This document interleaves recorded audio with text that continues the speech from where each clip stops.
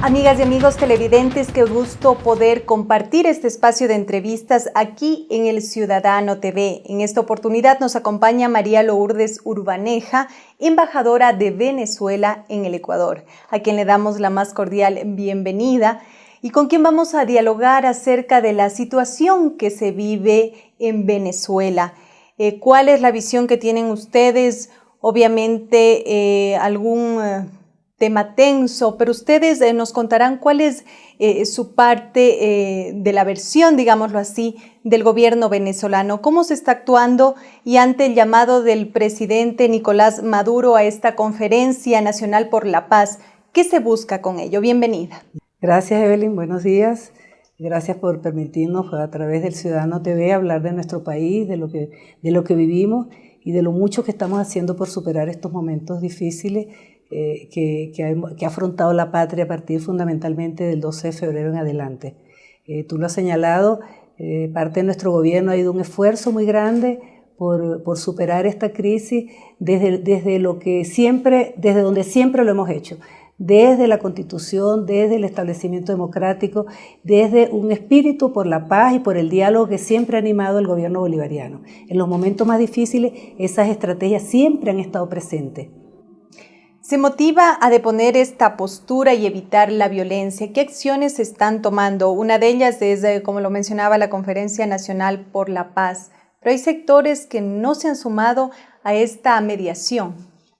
Sí, la Conferencia de la Paz yo diría que es la expresión más alta del llamado que permanentemente ha hecho el presidente Maduro y el gobierno bolivariano en su conjunto al diálogo y a no usar la violencia como un mecanismo para dirimir los conflictos y para dirimir los desacuerdos que puedan haber entre los diferentes sectores políticos del país. Así que la Conferencia de la Paz es eso, es la expresión de esa conducta que hemos mantenido durante todo. La Revolución Bolivariana ha sido una revolución asediada, pero también ha sido una revolución que se ha caracterizado por la búsqueda del diálogo y de la paz permanentemente. Así que a esa conferencia le damos mucha importancia. El presidente Maduro en esa Conferencia de la Paz ya tomó algunas decisiones en conjunto con los asistentes. Asistieron los empresarios, asistieron autoridades locales, autoridades gobernadores, alcaldes, dirigentes políticos, asambleístas, dirigentes estudiantiles.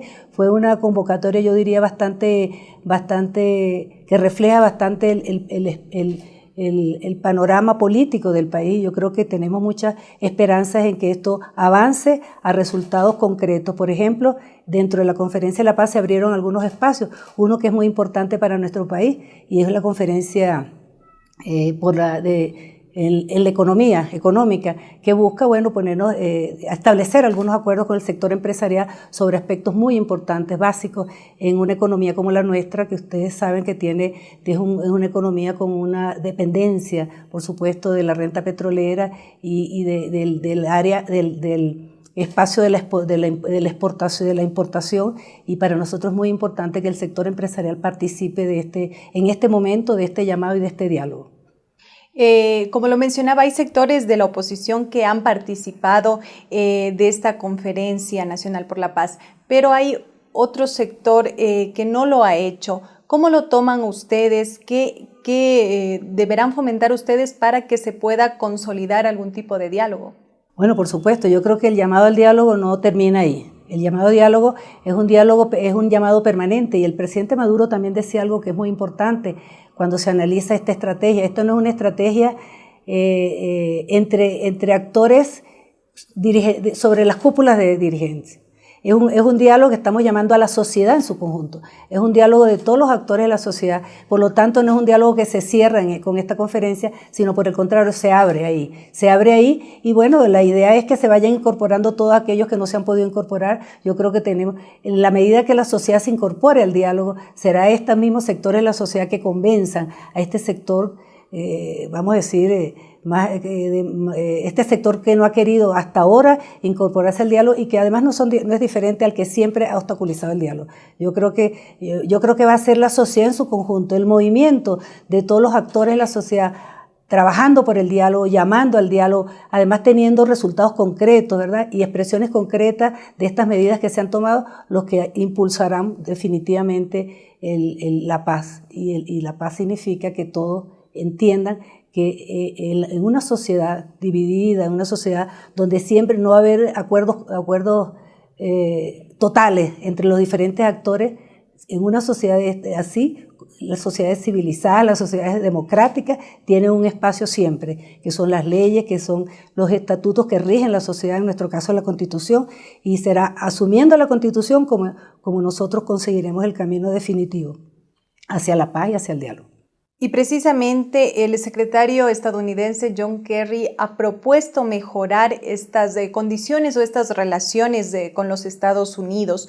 ¿Cómo lo ven ustedes y cómo se puede encaminar esto a un diálogo que pueda obtener buenos resultados para ambas partes? Bueno, ya el presidente Maduro, yo diría que abrió la primera compuerta, ya hizo una propuesta y solicitamos el beneplácito para un embajador de la República Bolivariana de Venezuela ante los Estados Unidos, que nos parece que es un paso importante porque es un paso que abre un mecanismo de diálogo y de compartir visiones.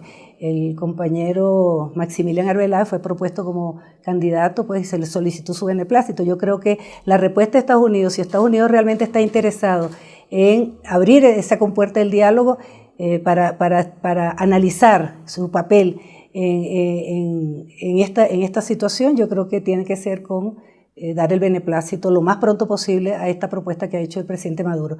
Yo creo que eso eso habla de la disposición de nuestro gobierno de realmente tener un relacionamiento como debe ser, un relacionamiento soberano, ¿verdad?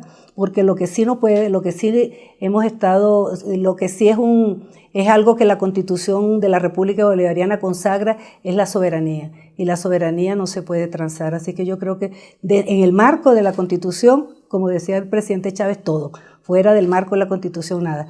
Así que ese debe ser el camino, la no injerencia de ningún país en las situaciones interna de los demás países. Yo creo que es un valor fundamental en las relaciones internacionales. Justamente usted ha tocado un tema clave. Si bien hay la apertura para el diálogo, el presidente Maduro ha recalcado que se mantendrá la defensa del país ante cualquier país extranjero que quiera intervenir en la soberanía de Venezuela. Bueno, es que ese es un valor de la democracia, un valor de la soberanía. Yo creo que hemos pasado mucho para llegar a este momento en que la Revolución Bolivariana consagra en su Constitución el deber de garantizar eso que tú estás señalando, la soberanía, y eso es un principio que no se puede transar, y además es un principio que rige todos los países. Yo creo que la soberanía es un bien fundamental además para la paz, porque si aceptamos la injerencia extranjera en la resolución de los conflictos que los países vivamos, entonces por supuesto que la paz va a estar en cuestionamiento permanentemente. ¿Cómo ven ustedes la injerencia, digámoslo así, o el papel que están jugando los medios de comunicación a nivel mundial acerca de la situación de Venezuela? Imágenes, videos, información. ¿Se está reflejando lo que realmente sucede? Pues indudablemente que no. El poder mediático, yo diría con toda clareza, de que el poder mediático, el papel de los medios de comunicación en las estrategias de la derecha y de la oposición de derecha en Venezuela siempre ha estado presente. Ha sido una alianza permanente. El poder de los medios, además que te trae como consecuencia algo que tú señalas, que es la tergiversación, el vender una imagen diferente a lo que está aconteciendo. Y bueno, y se ha visto en este nuevo momento del asedio golpista en nuestro país. El papel de los medios ha sido realmente impresionante, y además incluso se han generado redes de todos tipos. Ustedes, por primera vez se ha visto, por ejemplo, una injerencia de algunos sectores que no habían tenido importancia en estos procesos nuestros. Por ejemplo, el papel de utilizar estrellas de la televisión, del cine, de la música, ha sido una cosa organizada. Todos los días hay uno que se suma a esta campaña de descrédito y de tergiversación de la realidad de este conflicto. Que yo insisto en que esta es una nueva escalada, un nuevo momentos como este hemos vivido durante estos 15 años de revolución ¿verdad? Hemos pasado golpe, hemos pasado guarimba, y van y vienen las mismas estrategias, siempre la misma, y los mismos actores. Y esto es muy importante señalarlo, los mismos actores. Bueno, por otro lado, pero que tiene permanente vinculación, este 5 de marzo se recuerda el fallecimiento del comandante Hugo Chávez, expresidente de Venezuela. ¿Cómo recordar en medio de esta situación al líder latinoamericano luego de un año de su partida y ante los hechos obviamente que se suscitan en Venezuela? Bueno, comandante, imagínate, aquí lo recordamos primero señalando que estamos en otra batalla, las batallas de Chávez, tantas batallas que dio el presidente, este comandante eterno de nuestra revolución, las batallas, fueron muchas las batallas que él dio por avanzar y por consolidar este sueño hecho realidad que es la revolución bolivariana. Así que lo estamos recordando, primero dando otra batalla, luchando para que no nos roben la esperanza, así como lo hizo el pueblo de Venezuela en aquella hazaña insigne del 11 y 12, 13 de abril, donde el pueblo, ¿verdad?, en aquella alianza cívico-militar tan importante que es un sello de la revolución bolivariana, fue capaz de derrotar un golpe de Estado. Así que lo recordamos en esto, con la convicción de que la revolución bolivariana vino para quedarse en el corazón del pueblo como se quedó el comandante Chávez, y por eso en todos los pueblos del mundo, y muchos, sobre todo en estos de nuestra América Latina, lo estamos recordando con infinidad de actos muy hermosos de solidaridad, como el que acabamos de hacer acá en el Ecuador, pasado miércoles 26, donde un auditorio inmenso del Teatro Nacional de la Casa de la Cultura estuvo acompañándonos conjuntamente con el pueblo ecuatoriano. Estuvimos juntos recordando al presidente Chávez, a ese comandante, en su legado, ese legado tan importante que él dio, el de la unión de los pueblos. Él decía que solo la unión nos puede hacer libres, y aquí hoy, en medio de esto que hoy vivimos, de nuevo la unión sigue siendo la herramienta fundamental para que los pueblos podamos mantener estos procesos de cambio y transformación que hoy son la esperanza fundamental para acabar con la injusticia, con la exclusión, ¿verdad? Y sobre todo para hacer posible la soberanía y la verdadera independencia.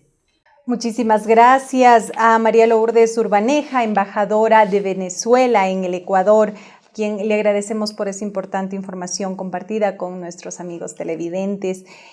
Justamente estas actividades están dentro o enmarcadas dentro de la campaña Por aquí pasó Chávez. Santiago Ayala estuvo en este evento del cual nos mencionaba la señora embajadora y nos va a contar más detalles a continuación en el siguiente reportaje.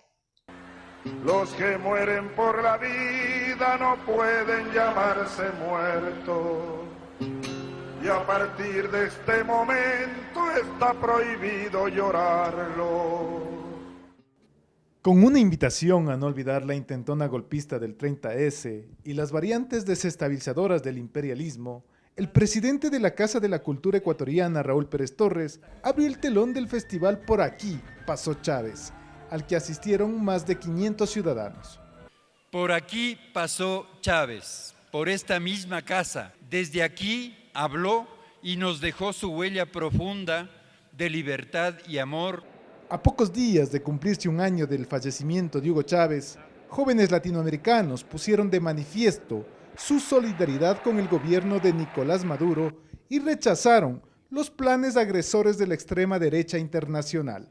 La embajadora de Venezuela en Ecuador, María de Lourdes Urbaneja, destacó el apoyo que el comandante brindó al pueblo ecuatoriano en el 30S. No dudaba el comandante eterno en expresar su compromiso con el Ecuador. En los momentos más duros, así lo demostró en el vil bombardeo Angostura en el 2008 o en el 2010, durante los acontecimientos del 30S, golpe de Estado. En el génesis del encuentro, el titular de la Casa de la Cultura leyó el mensaje que los escritores del mundo expusieron en la 23ª Feria del Libro que se realizó en Cuba y llamó a la solidaridad con el pueblo venezolano. Y coincidimos en la urgencia de convocar a la solidaridad con el pueblo de la hermana República Bolivariana de Venezuela ante el intento de golpe de Estado que se desarrolla en ese país con dirección abierta y declarada de los Estados Unidos.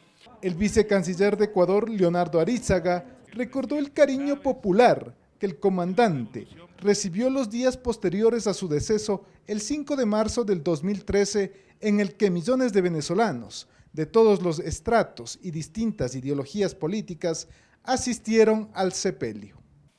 Hicieron colas de 10, 15, 20 horas para verlo al presidente en su féretro por 5 o 10 segundos. Uno de los cuestionamientos que el vicecanciller expuso en su intervención fue el rol que los poderes mediáticos están cumpliendo en Venezuela con el afán de lastimar la democracia.